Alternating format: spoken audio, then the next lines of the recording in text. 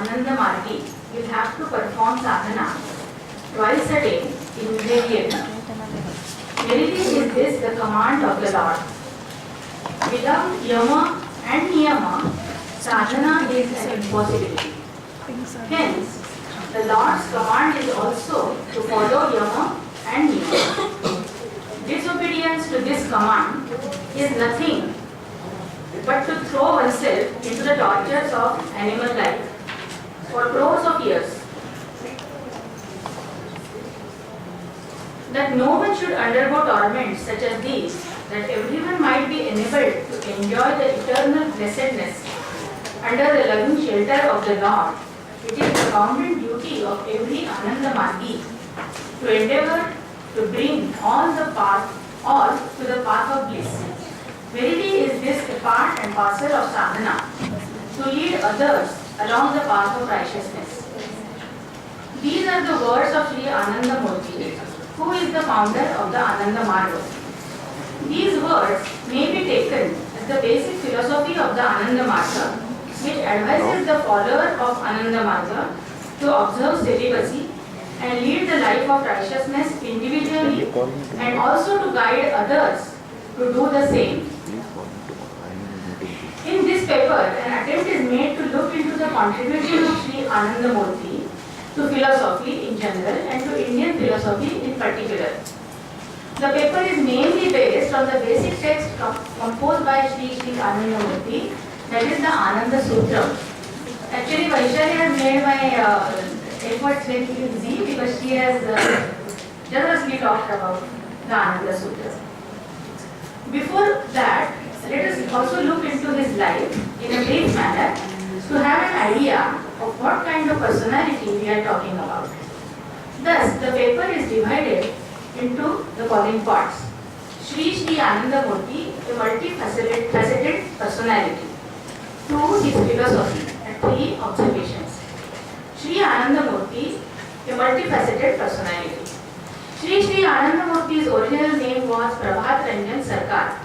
He is more known by his spiritual name Sri Ananda Murti and was affectionately called Baba by his disciples. He was born in Bihar in 1921.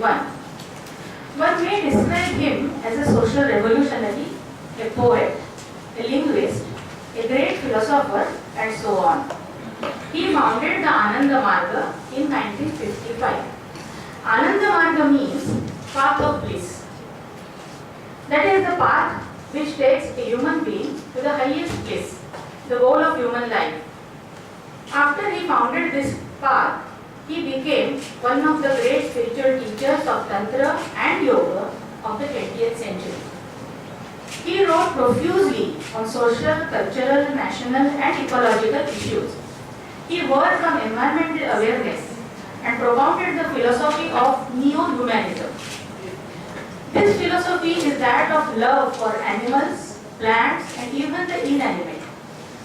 Love for inanimate can be easily understood by women who love all their utensils of cooking, their cookers, their particular vessels for dal, their particular vessels for curds, etc. They simply love their whole household and saris. So, this philosophy is that of love for animals, plants and even the inanimate. He started a global plant exchange program to save different plant species and also contributed towards the establishment of animal sanctuaries around the world. These show his love for flora and fauna, which he taught. Actually, philosophy is not something which is to be discussed in a classroom or in a seminar.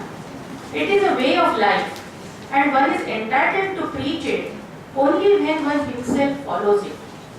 So he actually was the adhikari to preach whatever he wanted to preach.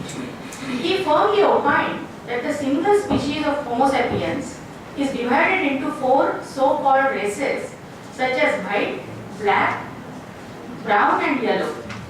But there is no reason whatsoever to conceive of one of the races as superior to the others. The external differences in the constitution among these human communities cannot alter their basic human traits such as love and affection, pleasure and pain, hunger and thirst, etc. So, basic biological instincts and mental capacities and potentials are found equally in all human beings of all complexions, in all countries and in all ages alike. He also explained the external difference in the complexion and physical structure. Humanity had to fight against adverse conditions to preserve its very existence, and in that process, the outward physical structure of the same changed. But today, the human society has turned into a global village. That is, has become a universal society, and all educated, cultured, and noble class people believe that humanity is one and indivisible. I am reminded of one friend talking to me about all Anandamargis have to take an oath when they take Diksha of Anandamarga. They have to take an oath that they will marry a person from a different caste other than the caste of that person of his own caste. Slowly, there will be Varna Sankara everywhere, and then the whole caste system will be demolished. This must be the idea of the great philosopher. The theory of microvita propounded by Sri Anandamurti is his contribution to the field of science. I need not talk about it because Dr. Jha has already talked about it. This theory points out that the basic building blocks of life are microvita, emanations of pure consciousness. He wrote over 100 books on many subjects such as mysticism, cosmology, history, sociology, yoga, medicine, ethics, psychology, humanity, linguistics, ecology, farming, music, literature, etc., etc. I think grammar and Swara, Varna, Vyanjana, etc., everything he has actually encompassed. He delivered many lectures and wrote more than 5,000 songs, 5,018 to be precise. He himself set them to tunes which created a new style of music which is known as Prabhat Sangeet. I think Ravindra Sangeet, Rabindranath wrote I think less than 3,000, so 2,800 something. So this is almost double. Subhash Sarkar observed that his great work, Prabhat Sangeeta, speaks of our eternal quest of self-offering, a kind of a quest which involves total surrender or prapatti. One can look into that, there is one volume, He Lived Among Us. So one can look into that volume. Many scholars have studied the contributions of Anandamurti from different points of view. But still, there is a lot of scope to study him, to understand him, and more importantly, to follow his path. This is just by way of introduction to the great personality. Now let us look into his contribution to Indian philosophy. Anandamurti's philosophy.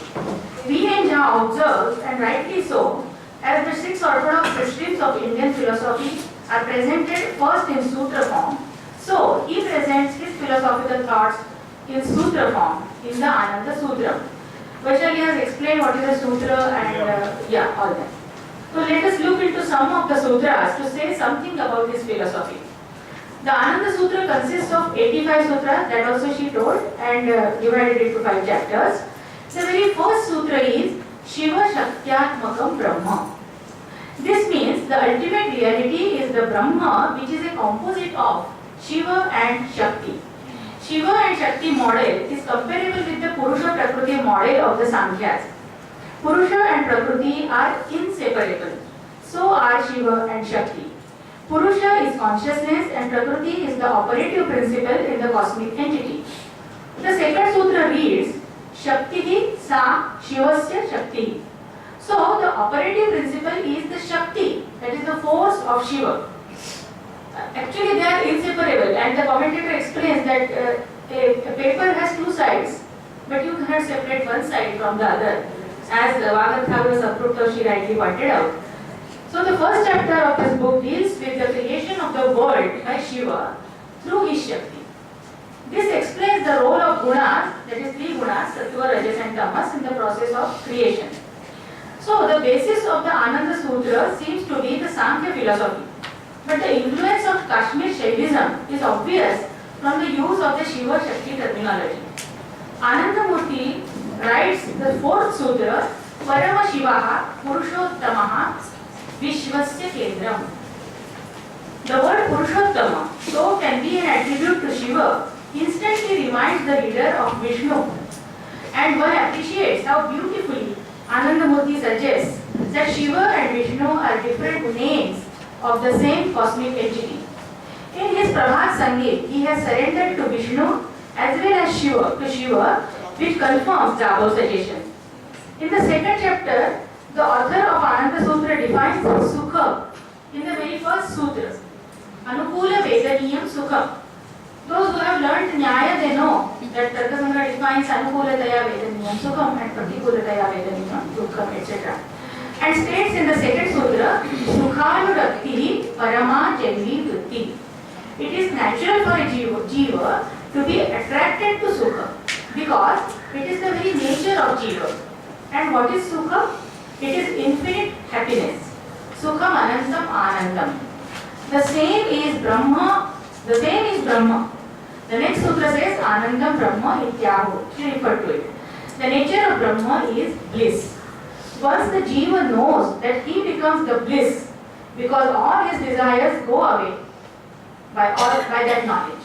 So the nature of jiva is Sukha and the nature of Brahma is also Ananda. Hence the jiva always is in search of bliss. Whenever there is an experience of joy, it is nothing else but just a glimpse of his own nature. This is Upanishadic philosophy which is reflected in the Ananda Sutra. So, according to Anandamurti, the nature of moksha is attaining the infinite bliss. It is the positive goal of human life. One is reminded of the discussion and controversy in Indian philosophy, particularly the Nyaya tradition, regarding whether the absolute absence of pain is the goal of human life or it is the infinite bliss. To explain, the Nyaya Sutra states that absolute absence of pain is the goal of human life. In other words, the nature of moksha is absolute absence of pain and all qualities of the soul. Tad Atyanta Vimoksho Apavargaha is the sutra. Later, by 10th century, that is by the time of Bhasarvajna, this position was challenged and the same system held the view that the aim of human life should be positive and it is the infinite bliss, Ananda or Atyanta Ananda. Anandamurti has taken this view and has shown the path that leads to the absolute bliss, Ananda Marga. For following this path, it is necessary to follow the yamas and niyamas, the main two angas of the Ashtanga Yoga. In the book Yoga Sadhana, we find his views on the yoga philosophy. To turn to the Ananda Sutra again, in the third chapter of the same, we find Hitaishana Apreshito Apavargaha.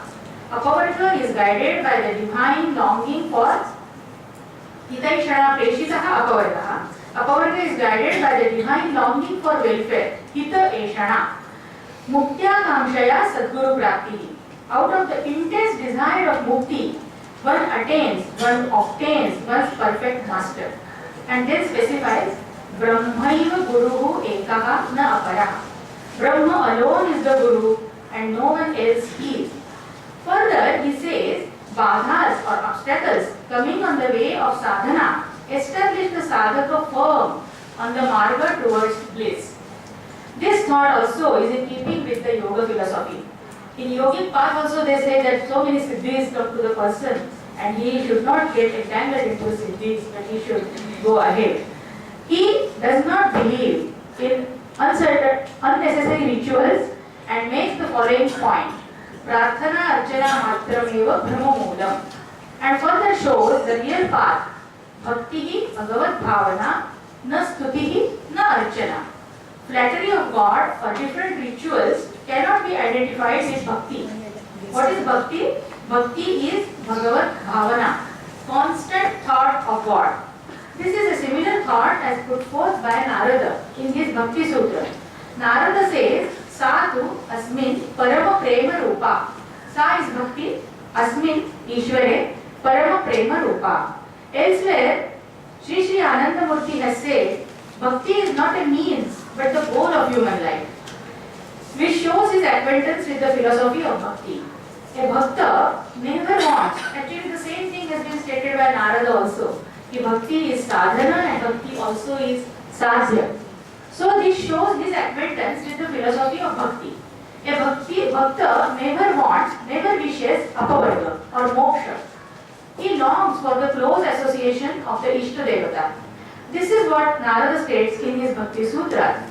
But Anandamurti interprets one gets established in bhakti by means of jnana and karma, through relentless service to humanity and purification of mind. This interpretation of his, in my opinion, makes him a 20th century philosopher. Because he doesn't want that you should serve, you should worship some god. But what his idea is, you should serve the humanity. And that is actually bhakti for him. As the fourth chapter of the Ananda Sutra, he talks about the role of three gunas and Vairava Bhairavi or Bhava Bhavani. She talked about it, we can simply skip it. In the fifth and the last chapter, he talks about his social philosophy. He believes in the Varna Pradhanata so far as the social cycle is concerned. He says Varna Pradhanata Chakradharayam.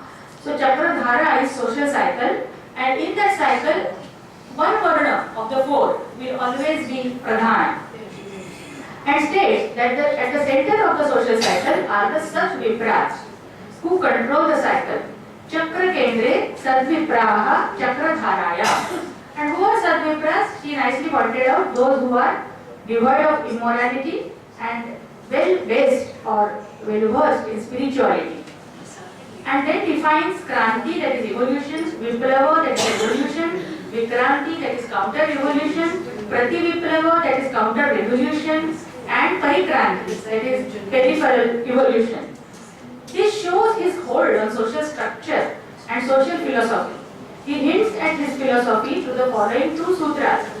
Atiriktam pradatavyam gunanupatena and sarva nimna manavardhanam samaja jiva lakshanam. These are really beautiful. There should be equal distribution of wealth in meritorious people as per the degree of their merit, and that the society is alive, that it has not lost its vigor. How can we understand it? Can be understood from its focus on the enhancement of the mana and jivana mana of the weak section of the sage. So in the last sutra he states, Desha kala patraihi upayogaha parivartate te upayogaha pragatishīlaha bhaveyu. This is the progressive utilization theory of Sri Anandamurti. In accordance, this says that the method of utilization should vary. It should not be constant, it should not be one and the same. It should vary in accordance with the changes in time, in space and in person. And such utilization is of the progressive nature. Only this utilization is progressive in nature. This is in short what one finds in the Ananda Sutra. Here, the author has talked about the individual as well as the collective welfare of humans. I come to the observations. Whatever we have discussed so far perhaps points to the fact that Sri Anandamurti drew heavily upon our Upanishadic philosophy, our Darshana philosophy as well as our Bhakti philosophy. But employing his intellect and intuition, interpreted the same as relevant to the modern times and gave many useful and hence beautiful tips to humanity to progress in a better manner for the betterment of humanity itself. When he said that every day twice sadhana should be made, and such a person who does sadhana every day twice, he will remember Paramapurusha at the end. See, antakale cha mameva smaran muktva kalevaram yah prayati samadbhavam yati nastyatra samshayah. This is the promise given by Lord. But the point is, one should remember him when end comes. That is the point. For this to happen, some abhyasa, some sadhana is necessary. If one is used to remember God, then only he or she will remember him when his or her end comes, if he is not used to remember God, it is not possible. He will again fall in the same trap of the cycle of birth. Because yam yam vapi smaran bhavam tyajatyante kalevayam tam tameva eti kaunteya sada tadbhava bhavikaha. This also is a case. This should not happen. One should remember only him, the Parama Purusha. For this, Sri Anandamurti advises his followers to do sadhana every day. Actually, this is what our Vedic tradition says, Trikala Sandhya, and this is the same you find in Jainism, in Buddhism, that you have to do sadhana daily. If one follows these instructions, then he will certainly remember him, and then prayana kale manasa chalena bhaktya yuktaha yoga balena chaiva bhruvor madhye pranam aveshya samyak sa tam param purusham upaiti divyam. This will be the result. So one point is sure, that more people need to study the philosophy of Ananda Marga, as there are many vital issues concerning humanity that he has touched upon. In the book Yoga Sadhana, he talks about the yoga insisting upon many points, such as a yogi must certainly be a theist, or purification of the koshas, and yoga sadhana, which appear to be traditional points. I mean, they are found also in the Yoga Sutra. But when he talks about biopsychology, yoga psychology, and yoga sadhana, he talks about the glands in human body, their sub-glands, their secretions, the functions of those glands, and how to concentrate upon a particular gland which will affect actually. So the yoga and sadhana should be done by concentrating on a particular gland, and this makes him, in my opinion, the 20th century philosopher. So he is trying to join that yoga to the actual health.